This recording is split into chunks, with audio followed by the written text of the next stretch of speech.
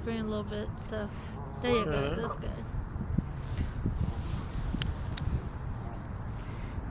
Welcome back, everybody, to part 2 of the Mary Elizabeth Variety Hour. Right. I hope you all had a good break and everything. Yeah, I hope you had plenty of grits. Yeah. Grits and shrimp. Yeah. What people like to eat. Yeah. Yeah. And chicken and waffles. Yeah. I had chicken and waffles. I had shrimp and grits, and though they were good, they weren't so extraordinary that, like, for example, to me, chicken and waffles taste like chicken and waffles. Yeah. Put them together, they didn't taste any. I didn't get any more out of it. Yeah. Shrimp and grits tasted the same too. In fact, I don't even know why there were even grits there. Just eat the shrimp. Oh, I love shrimp and grits. You like shrimp and grits? Yeah. It's always too expensive in a restaurant. I know grits aren't that expensive. I had I said this on another show. I'll say it on this show. My speech about shrimp was that. I'll tell you what happened. I was in a play a few months ago. Say you were in the play too. I always like to talk to kids. Yeah. I always like to be hip to the kids. I go to the high schools and tell them not to take drugs.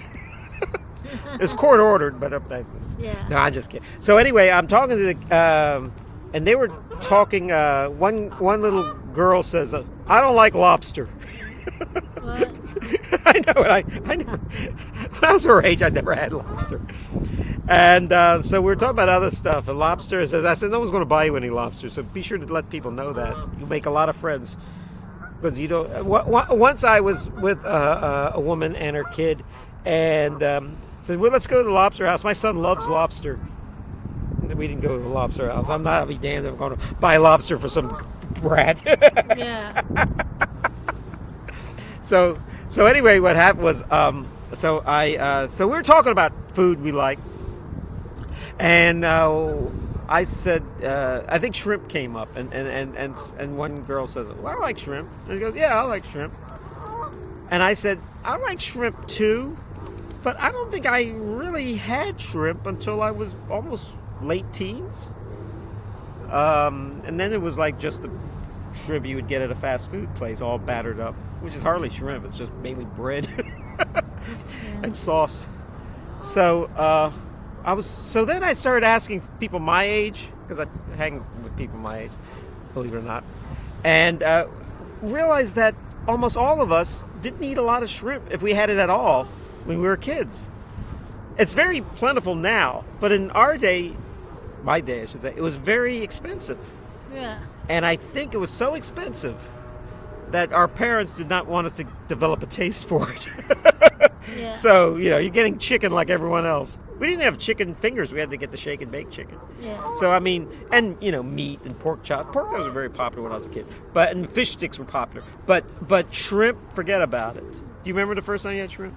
Oh, yeah. I had shrimp at Red Lobster. Yeah. Well, there you go. Because I used to go with the family every year. Yeah. To Red Lobster. To, like, special occasions. Like Yeah. Easter, Mother's Day. Yeah. And all that. Yeah, the shrimp. But I think the reason why shrimp is so plentiful now is they farm raise it, meaning they just crank it out. I think shrimp in the day was wild, meaning you had to dredge it out of a lake or something.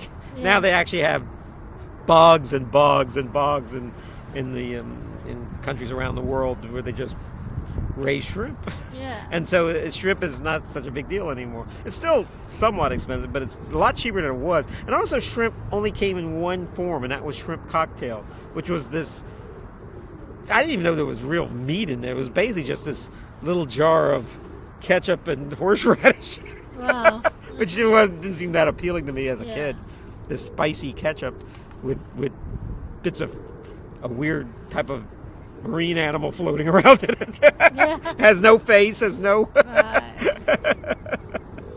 I think I had cold shrimp at a picnic or something, or at a banquet. I forget where it was, and I just couldn't stop eating it. It was so good. I couldn't believe how good it was. Yeah. And I didn't even eat it with sauce on it. Just ate it. It was so good. So I've been a fan of shrimp ever since. Shrimp is I'm not sure how healthy it is for you, but it does have protein in it, so you Yeah. could I love shrimp. yeah, everyone. I've always have. A lot of Danny Thomas had a joke how poor he was growing up, and his kids are rich, Yeah. and the joke was his kids make him mad because he served them dinner and they said lobster again. I'm sick of lobster. Yeah. Danny Thomas is famous, with the St. Jude's Hospital and everything. And the joke he used to make is, you won't believe I became a millionaire by making jokes about how poor I used to be.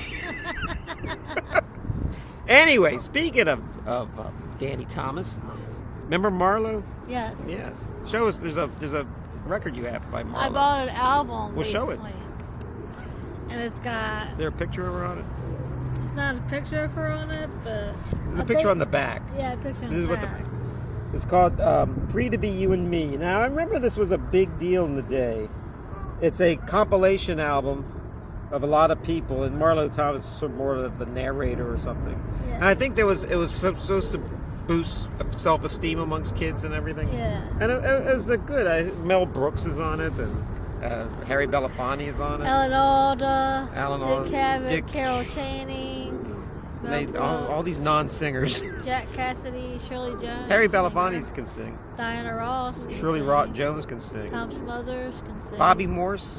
I guess that's Robert Morse. From Bobby Morse. yeah. Bobby Morse. and who's Bobby Morse? I never really heard of him. There's Robert Morse. I don't know if it's the same guy, Yeah. but the Broadway actor who was on Mad Men, the old man on Mad Men, and Tom Smothers, who's a good singer. Diana Ross is a good singer. Yeah. Shirley Jones. But a lot of non-singers are on here. But I'm not sure Marlo is as much of a singer. But this is what Marlo looks like, or should I say, this is what Marlo used to look like. Yeah, it's back Have you seen her on the St. Jude's commercials? Her father is deceased, so he doesn't do them anymore. But now she's the main fundraiser for St. Jude's Hospital, a great charity. However, she looks like she looks like her face was lifted about 100 times. But I think if you know what her father looked like, she probably looks like him in a dress. So, and if she didn't get the plastic surgery, which is sad. But she's a pretty woman. She Marlo, good actress. She had the show That Girl, very beautiful on That Girl actually. Yeah. And she's married to Don Hollinger. No, she's not. Phil Donahue. Phil Donahue. Yes. He's Don Hollinger. He replaced Don Hollinger. Ted Bessel. But anyway, I used to like the show Marlo Thomas because she was in New York trying to make it big. That's her plot of the show. She was in New York and trying to make it big on Broadway and in television. So, story of my life. Though I didn't swim around in the balls of a famous Lebanese comedian. Yeah. Let me tell you about Marlo Thomas. I have a joke about, I always say, you like the theater? What do you call a Lebanese thespian? What do you call a Lebanese thespian? Lebanese thespian. The answer is Marlo Thomas. Yes. That's it. That's it. That's it. That's it. So anyway, that's my only original joke in this whole show. Everyone else I steal from the best of them. So anyway, but this is a good album, and Mel. What does Mel do on it? Mel sings "Boy Meets Girl." Okay, Mel, sings and all this. Mel is still around. He's 96 years old now. Wow. Yeah.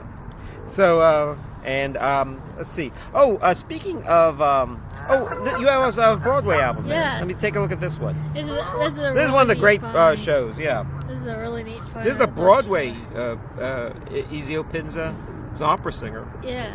Mary Martin. Mary Martin is Larry Hagman's mother. Yes. Never really made it in movies, but great stage actress, played Peter Pan and everything. And she was in the original Broadway in the 1940s, Sound of Music. There's another show she was in by Rodgers and Hammerstein.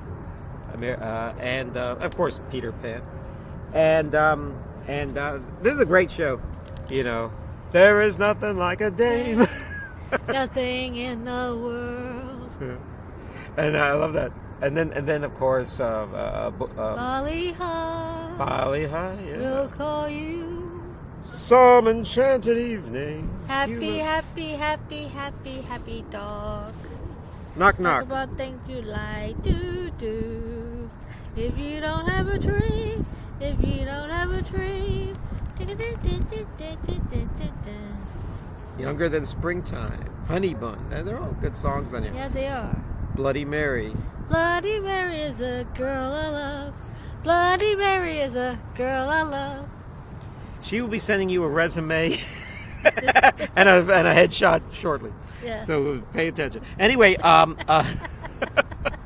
she oh, knock knock. Who's there? Sam and Janet. Same with Janet who? Sam and Janet evening.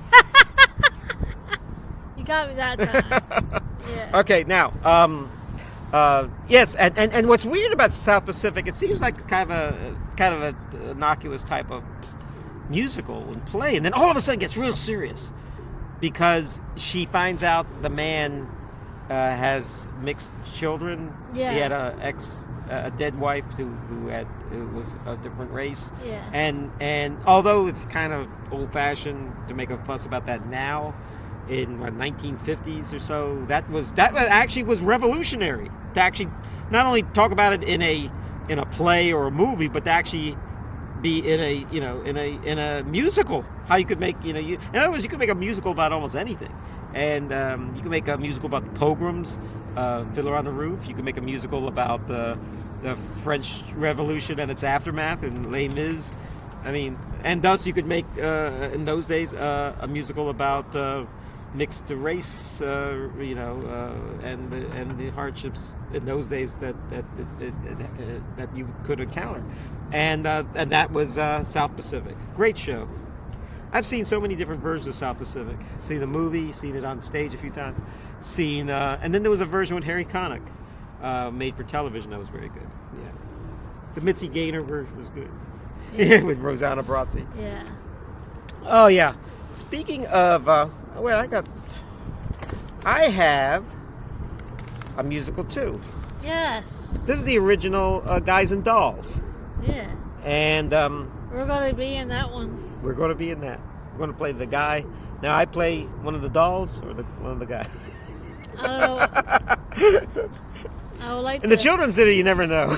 You might Yeah, I get know. You if there's never too know. many guys and not enough girls, you're That's playing right. it like that. That's right. That's right. But Guys and Dolls is just like South Pacific. Came around out about the same time. It's written by Frank Lesser, and he went on to make with Robert Morrison mentioned, How to Succeed in Business Without Really Trying, and wrote the song we sometimes sing at karaoke, Baby It's Cold Outside. He wrote, but Guys and Dolls is great musical. So many good songs in here. The most famous being Luck Be a Lady, A Bushel in the Peck, and That's a really I've Never good Been in song. Love Before. Yes, Sit Down, You're Rocking the Boat, that gospel type song that Stubby Kaye sings. And whatever part they cast me in, I'll be ready for it, because I know pretty much all the songs of the show. Yeah. No, Torme said this was his favorite musical. Now, the movie is kind of wild. The movie has Marlon Brando in it, who's not a singer. And they had to actually, even though they cast him for his acting, it was up in the air whether he could sing or not. And he does all right and stuff, but they couldn't. It was so hard to get him to get the songs right. They basically had to record a line at a time. Wow. And then just put them all together. To this day, you could buy the Broadway version, and lots of Broadway versions of this, revivals and stuff, with people like Nathan Lane and people like that. But in English and London cast on the West End and stuff. But there's but the movie version you can't get because there wasn't ever one. The only thing you can do is get the DVD, and if you really want to hear Marlon Brando sing, that's the show for you. Yeah. He plays Sky Masterson. And Frank Sinatra, who can sing, did not play the part. He played the part that Sam Levine played, and that part of Nathan Detroit was written for Sam Levine because he couldn't sing. So as it turns out, Frank sings about one or two songs the whole show, while Marlon Brando gets the brunt of all the songs. Wow. It's almost like what would it be? It's almost like having Bruce Willis and Josh Groban in the show, and have Bruce Willis sing all the sing all the good songs, and then Josh Groban, you're going to sing one or two songs. But you'll do a great job. I think Frank actually recorded an album of all the songs he couldn't sing in Guys and Dolls, and like Luck to Be a Lady. And actually, I think a hit with that. But nevertheless, it's based on Damon Runyon, and we're going to do that later in the year. Yeah. And I'm looking forward to that. I'm going to invite all my little friends to see that, and hear me sing and hear me roar, hear me play a gangster. Yeah. I got the horse right here. His name is Paul Revere. The man says that if the weather's clear, can do. The man says the horse can do. If he says the horse can do. Now what's the rest of it? So actually, it's called the Fugue for Tin Horns, and it's like, you know what a fugue is? A lot of people think they know, but they don't know, or they don't know and they know more than they think. Sure. A fugue is where you start singing a song, and then maybe 2 measures later, the same kind of maybe different lyrics or the same lyrics are used again by someone else, and then it goes on. You ever heard of Three Blind Mice or Row, Row, Row Your Boat? A fugue. That's what a fugue is. So if anyone asks you what a fugue is, just refer to Three Blind Mice or Row, Row, Row Your Boat. And they the more people sing, and it's something called a round, So that's what a fugue is. So that's the Fugue for Tin Horns. Okay, and we were in a show. Tell us about the shows we've been in. We've been in 2 shows recently. We've been at Freaky Friday. And we're getting ready to do No, we'll talk about that in a moment. Freaky Friday. Tell us about Freaky Friday. Freaky Friday is a musical. Yeah. It's actually all about teenagers anyway. Mm-hmm. But there were a few adult roles, so... Yeah. I played the teacher, Mrs. Luckenbill, mm-hmm. and an antique dealer named Mrs. Time. Yeah. So, I played those 2. Yeah. And then he played the stepfather. The reason why I was we're going to talk about another play. I was in Miracle on 34th Street. I never usually play the romantic lead. I usually play the parts Kevin Spacey plays. Kevin Spacey's not playing those parts anymore. The white collar criminal. In fact, all you casting people out there, if you're making a movie, if you need a villain wearing a 3-piece suit, being led out of a skyscraper in handcuffs, I'm your man. Right now, I think me and Michael Stuhlbarg from Dope Sick are up for all those parts now. Yeah. He's a very good actor. He's going to win. He's got every one of them. In fact, I once had a meeting with a guy casting for a local movie, and he cast Michael Stuhlbarg instead in the villainous part, and I thought, he probably wanted him all along. He just used me as bait. Yeah. He goes, "Yeah, we're going to give it to this no talent from Richmond. Yeah. if you don't take the part." Did very well. It was Dope Sick. It was. I wound up being in Dope Sick in a smaller part. Yeah, but it was something else. Yeah, seeing him act. Michael Stuhlbarg. So anyway, I play. So I was in Freaky Friday. I played a good guy though. I usually play, like I said, the white collar villains, the character parts. This time I played both plays. I played stepfathers. I look like every woman's second husband.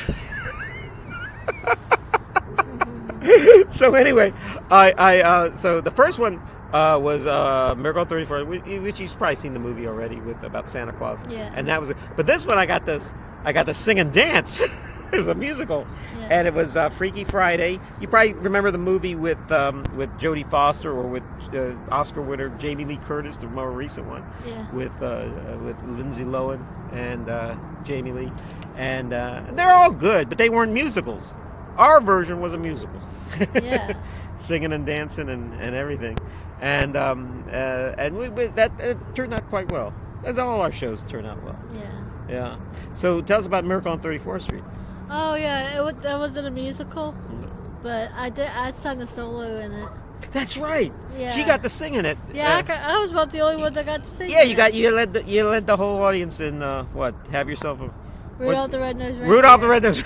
Yeah, that was Same fun. thing. That was fun though. I think if I'm not mistaken, I'm not sure your singing was really in the script. I think they were changing sets and they needed something to get the audience going while people were moving furniture behind you or something. So. Yeah, but she did sing. But I didn't get to sing. I did sing, so I was lucky for that part. So. The singing I just did from Guys and Dolls, the most singing I've done.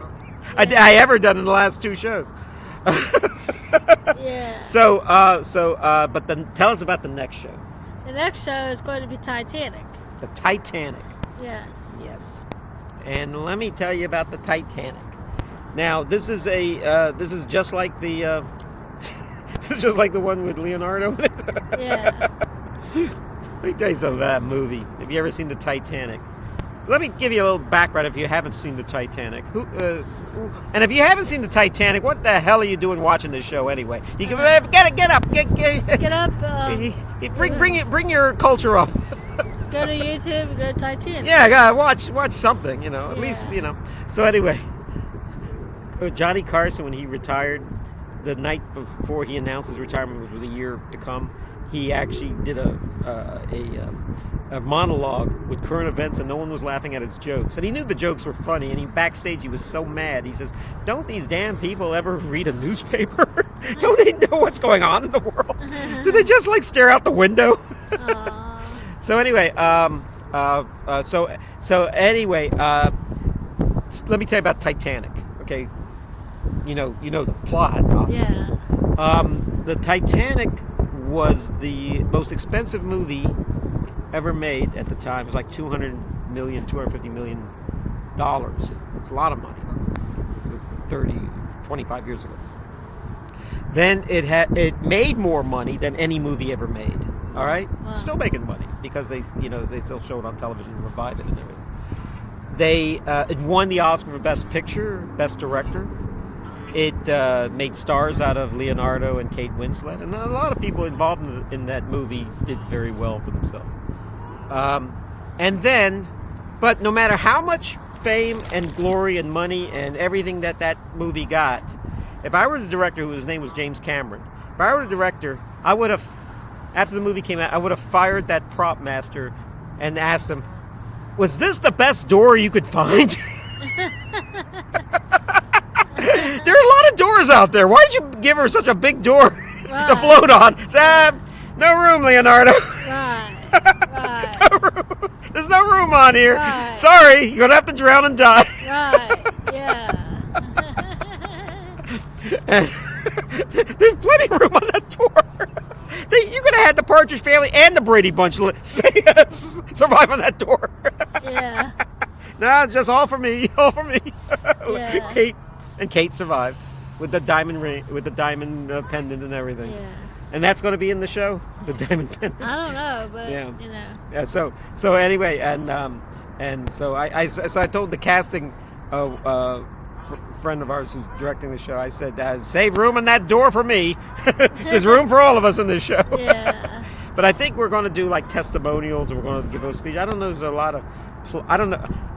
With the Titanic, there's enough plot, so I don't know if I'm going to play John Jacob Astor or Jack, the Leonardo part, or you could play Molly Brown, I guess, who survived the silver gold rush in Colorado, and then the silver rush, and then survived the Titanic and was unsinkable after that. Yeah. So so we're going to be in the Titanic, and then there's going to be some other shows coming up. I'm going to be in another show after that.